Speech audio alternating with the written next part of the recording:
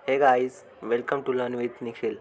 हमने अपने last video में कवर किया था कॉजेज़ ऑफ पॉवर्टी, जिसमें था फर्स्ट हिस्टोरिकल रीज़न, सेकंड था causes of rural poverty, third था economic cause.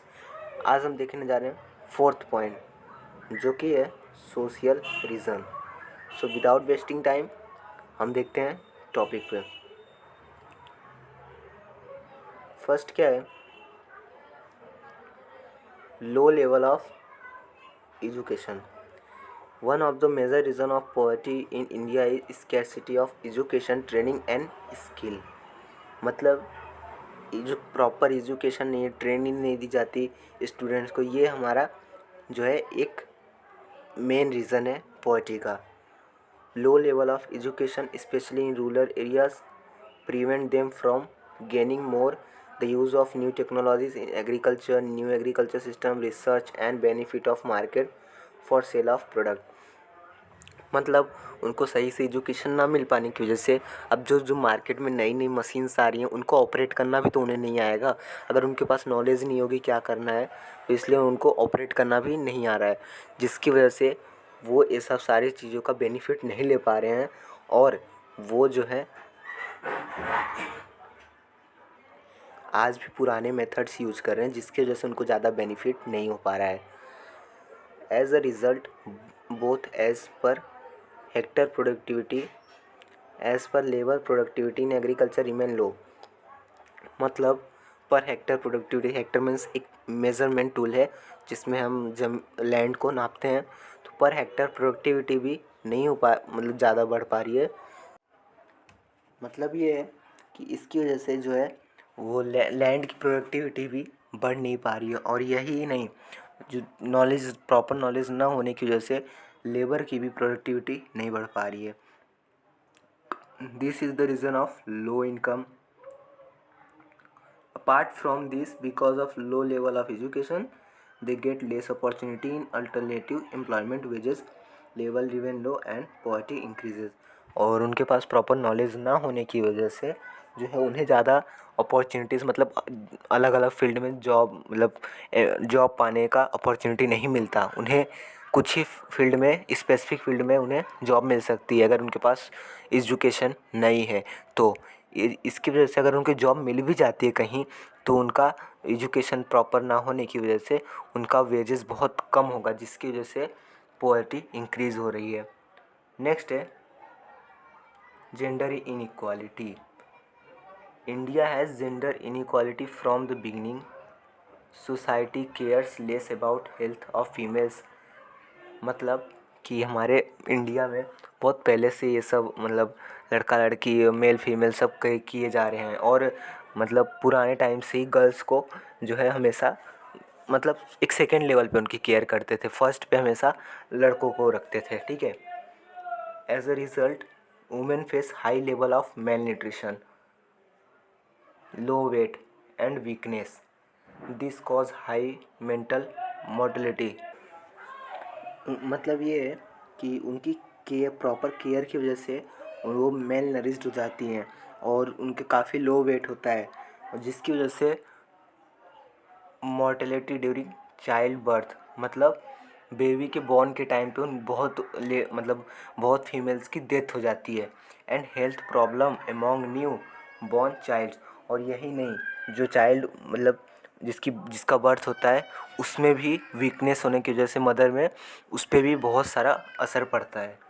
Work allocation is such that it is believed as compulsory for women to work at home, resulting in low level of education and less economic opportunity to work. मतलब कि जो females हैं उनको education ना होने की वजह से वो सिर्फ घर पे ही काम कर सकती हैं और उनके पास कोई इकोनॉमिक अपॉर्चुनिटीज़ नहीं होती apart from this at work place. और कहीं बाहर काम वो नहीं कर सकती, उनके पास सिर्फ एक ही ऑप्शन है घर पे काम करना, क्योंकि उनके पास कोई एजुकेशन नहीं होती। Female are paid less than males out of the total population, less than the half are women. Among them, low health level and less opportunity to work in economic field keep female income low and this increase the level of poverty। मतलब सीधी सी बात बोली गई है कि वो मतलब उनके पास education ना होने की वजह से उनको ज़्यादा मतलब वर्क करने की अपॉर्चुनिटी उनकी बहुत सारी औरतें पास नहीं होती, सारी फीमेल्स के पास नहीं हो पाती, जिसकी वजह से हमेशा वुमेंस की इनकम काफ़ी लो होती है। ठीक है, फिर नेक्स्ट है अदर रीजंस। अदर रीजंस में क्या है? फर्स्ट है war. After independence India fought two wars with neighbor countries, Pakistan and China. During the war, the limited resources of country are spent on production and import of required arms and ammunition. मतलब कि जब से independence हुआ उसके बाद India ने 2 war लड़े हैं अपने नेबरहुड कंट्रीज से, जो कि हैं पाकिस्तान और चाइना, जिसकी वजह से जो हमारा जो रॉ मटेरियल यूज़ होता था एक नॉर्मल गुड्स को प्रोड्यूस करने के लिए, वो हथियार और मतलब अलग अलग जो ज़रूरी हथियार थे वो सब प्रोड्यूस करने में यूज़ कर दिए गए। This reduce production of basic goods and services. अगर वो वहाँ पे यूज होंगे तो यहाँ पे तो काफ़ी कम यूज़ हुए, जिसकी वजह से प्रोडक्शन बेसिक नीड्स गुड्स की कम हो गई। During the war, to avoid scarcity of certain good in future, people store food grain, cloth, fuel etc. जिसकी वजह से लोगों ने अपने घर में स्टोर करना शुरू कर दिया है सब नेसेसिटीज़ वाली चीज़ें। एज अ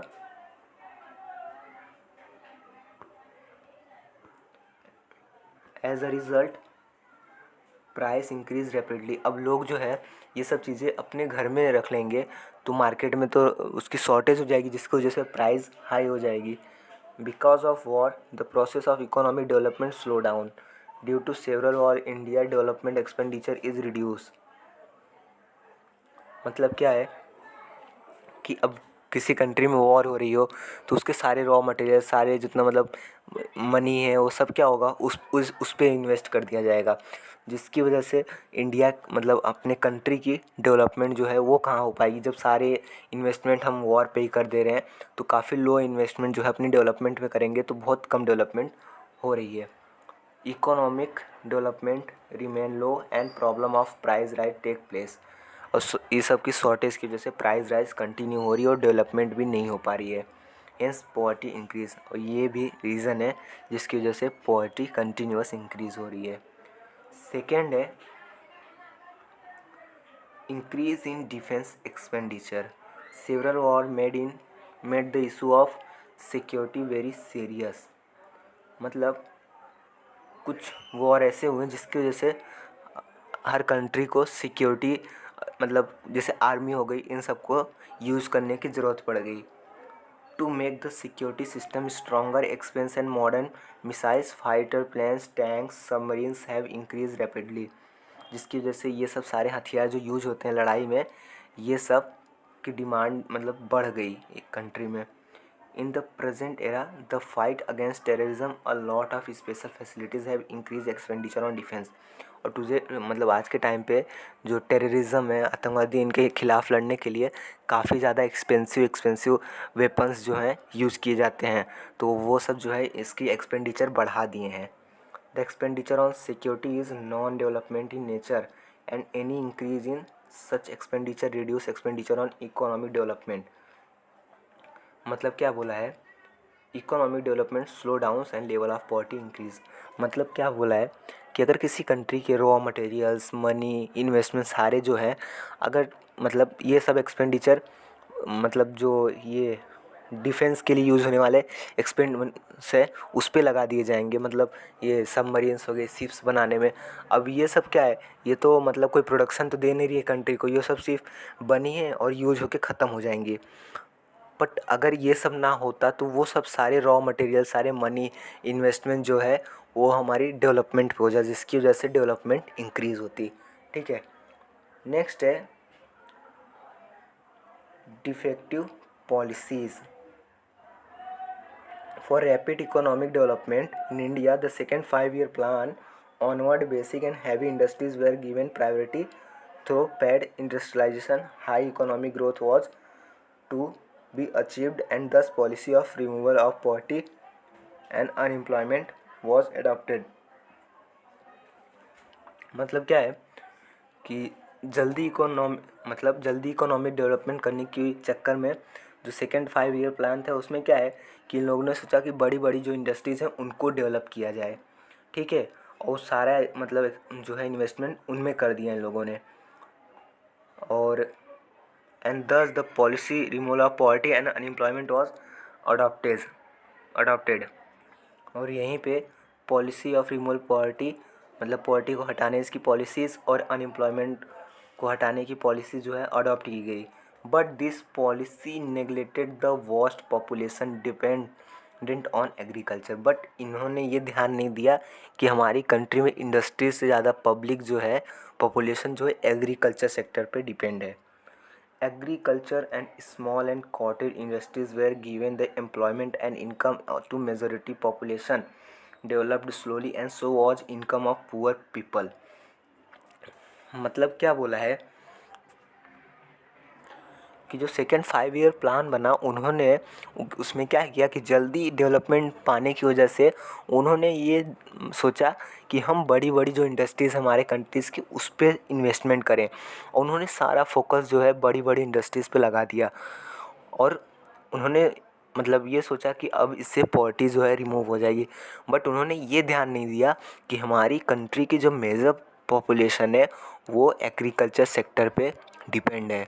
और एग्रीकल्चर सेक्टर पे और जो छोटी छोटी कॉटेज इंडस्ट्रीज़ स्मॉल इंडस्ट्रीज़ है जो कि लेबर इंटेंसिव प्रोडक्शन टेक्निक यानी सिर्फ लेबर ज़्यादा मैक्सिमम लेबर यूज करने की वजह से चलती हैं, उन्होंने उसको नेगलेक्ट कर दिया, उसको ध्यान नहीं दिया, ठीक है। Apart from this various schemes were introduced during planning period to reduce poverty and unemployment but due to frequent change in the ruling government many times they lacked continuity and coordination. As a result, the targeted poverty reduction could not be achieved through these schemes।